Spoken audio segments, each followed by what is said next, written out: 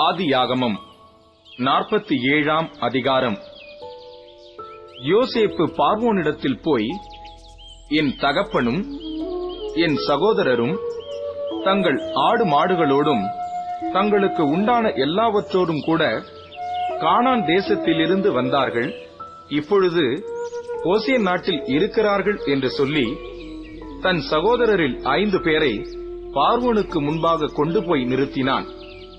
பார்வோன் அவனுடைய சகோதரரை நோக்கி, உங்கள் தொழில் என்ன என்று கேட்டான். அதற்கு அவர்கள், உமது அடியாராகிய நாங்களும் எங்கள் பிதாக்களும் மந்தை மேய்க்கிறவர்கள் என்று பார்வோனிடத்தில் சொன்னதுமன்றி, கானான் தேசத்திலே பஞ்சம் கொடிதாயிருக்கிறது. உமது அடியாரின் மந்தைகளுக்கு மேய்ச்சல் இல்லாமையால் இத்தேசத்திலே தங்க வந்தோம். உமது அடியாராகிய நாங்கள் கோசேன் நாட்டிலே குடியிருக்கும்படி தயவு செய்ய வேண்டும் என்று வேண்டிக் கொண்டார்கள். அப்பொழுது பார்வோன் யோசேப்பை நோக்கி, உன் தகப்பனும் உன் சகோதரரும் உன்னிடத்தில் வந்திருக்கிறார்களே, எகிப்து தேசம் உனக்கு முன்பாக இருக்கிறது. தேசத்தில் உள்ள நல்ல இடத்திலே உன் தகப்பனையும் உன் சகோதரரையும் குடியேறும்படி செய். அவர்கள் கோசேன் நாட்டிலே குடியிருக்கலாம். அவர்களுக்குள்ளே திறமையுள்ளவர்கள் உண்டென்று உனக்கு தெரிந்திருந்தால் அவர்களை என் ஆடு மாடுகளை விசாரிக்கிறதற்கு தலைவராக வைக்கலாம் என்றான். பின்பு யோசேப்பு தன் தகப்பனாகிய யாக்கோபை அழைத்துக் கொண்டு வந்து அவனை பார்வோனுக்கு முன்பாக நிறுத்தினான். யாக்கோபு பார்வோனை ஆசீர்வதித்தான். பார்வோன் யாக்கோபை நோக்கி, உமக்கு வயது என்ன என்று கேட்டான். அதற்கு யாக்கோபு, நான் பரதேசியாய் சஞ்சரித்த நாட்கள் 130 வருஷம். என் ஆயுசு நாட்கள் கொஞ்சமும் சஞ்சலமுள்ளதுமாய் இருக்கிறது. அவைகள் பரதேசிகளாய் சஞ்சரித்த என் பிதாக்களுடைய ஆயுசு நாட்களுக்கு வந்து எட்டவில்லை என்று பார்வோனுடனே சொன்னான். பின்னும் யாக்கோபு பார்வோனை ஆசீர்வதித்து அவன் சமூகத்தினின்று புறப்பட்டு போனான்.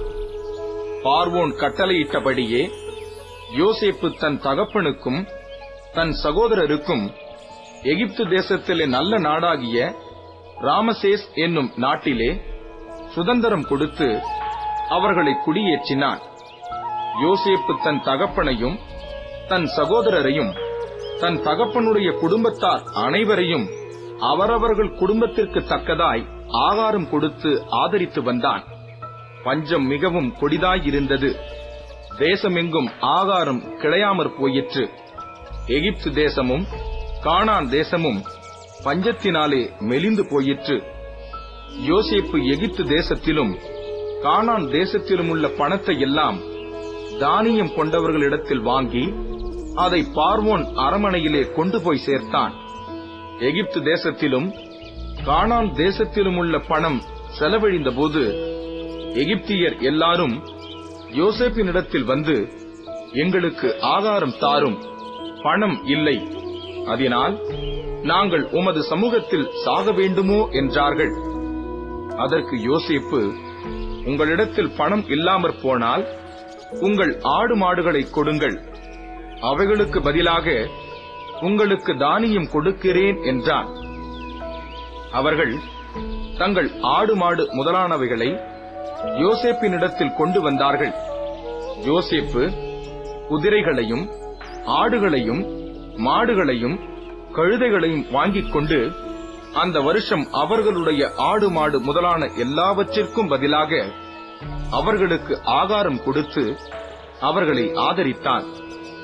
அந்த வருஷம் முடிந்த பின் மறு வருஷத்திலே அவர்கள் அவனிடத்தில் வந்து, பணமும் செலவழிந்து போயிற்று, எங்கள் ஆடு மாடு முதலானவைகளும் எங்கள் ஆண்டவனைச் சேர்ந்தது, எங்கள் சரீரமும் எங்கள் நிலமுமே ஒழிய எங்கள் ஆண்டவனுக்கு முன்பாக மீதியானது ஒன்றும் இல்லை. இது எங்கள் ஆண்டவனுக்கு தெரியாத காரியம் அல்ல. நாங்களும் எங்கள் நிலங்களும் உம்முடைய கண்களுக்கு முன்பாக அழிந்து போகலாமா? நீர் எங்களையும் எங்கள் நிலங்களையும் வாங்கிக் கொண்டு ஆகாரம் கொடுக்க வேண்டும். நாங்களும் எங்கள் நிலங்களும் பார்வோனுக்கு ஆதீனமாய் இருப்போம். நாங்கள் சாகாமல் உயிரோடு இருக்கவும் நிலங்கள் பாழாய் போகாமல் இருக்கவும் எங்களுக்கு விதை தானியத்தை தாரும் என்றார்கள். அப்படியே எகிப்தியர் தங்களுக்கு பஞ்சம் மேலிட்டபடியால் அவரவர் தங்கள் வயல் நிலங்களை விற்றார்கள். யோசேப்பு எகிப்து நிலங்கள் யாவையும் பார்வோனுக்காக கொண்டான். இவ்விதமாய் அந்த பூமி பார்வோனுடையதாயிற்று. மேலும் அவன் எகிப்தின் ஒரு எல்லை முதல் மறு எல்லை வரைக்கும் உள்ள ஜனங்களை அந்தந்த பட்டணங்களில் குடிமாறி போக பண்ணினான். ஆசாரியருடைய நிலத்தை மாத்திரம் அவன் கொள்ளவில்லை. அது பார்வோனாலே ஆசாரியருக்கு மானியமாக கொடுக்கப்பட்டிருந்ததினாலும் பார்வோன் அவர்களுக்கு கொடுத்த மானியத்தினாலே அவர்கள் ஜீவனம் பண்ணி வந்ததினாலும் அவர்கள் தங்கள் நிலத்தை விற்கவில்லை. இன்னும் யோசேப்பு ஜனங்களை நோக்கி, இதோ இன்று உங்களையும் உங்கள் நிலங்களையும் பார்வோனுக்காக வாங்கிக் கொண்டேன். இதோ உங்களுக்கு கொடுக்கப்படுகிற விதை தானியம், இதை நிலத்தில் விதையுங்கள். விளைவில் 1/5 பங்கை பார்வோனுக்கு கொடுக்க வேண்டும். மற்ற 4 பங்கும் வயலுக்கு விதையாகவும் உங்களுக்கும் உங்கள் குடும்பத்தாருக்கும் உங்கள் குழந்தைகளுக்கும் ஆகாரமாகவும் உங்களுடையதாய் இருக்கட்டும் என்றான். அப்பொழுது அவர்கள், நீர் எங்கள் பிராணனை காப்பாற்றினீர். எங்கள் ஆண்டவனுடைய கண்களில் எங்களுக்கு தயவு கிடைக்க வேண்டும். நாங்கள் பார்வோனுக்கு அடிமைகளாய் இருக்கிறோம் என்றார்கள். 1/5 பார்வோனுக்கு சேரும் வாரம் என்று யோசேப்பு இட்ட கட்டளைப்படி எகிப்து தேசத்திலே இந்நாள் வரைக்கும் நடந்து வருகிறது.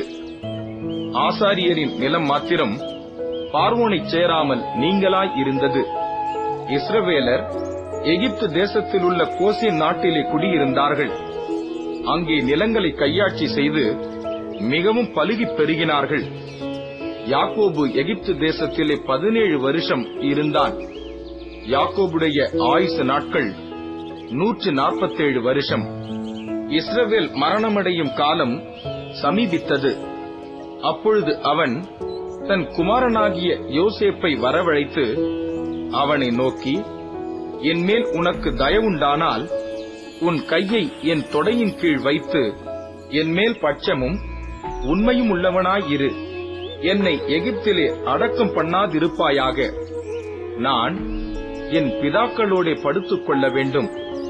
ஆகையால் நீ என்னை எகிப்திலிருந்து எடுத்துக்கொண்டு போய் அவர்களை அடக்கம் பண்ணியிருக்கிற நிலத்திலே என்னையும் அடக்கம் பண்ணு என்றான். அதற்கு அவன், உமது சொற்படி செய்வேன் என்றான். அப்பொழுது அவன், எனக்கு ஆணையிட்டுக் கொடு என்றான். அவனுக்கு ஆணையிட்டுக் கொடுத்தான். அப்பொழுது இஸ்ரவேல் கட்டிலின் தலைமாட்டிலே சாய்ந்து தொழுது கொண்டான்.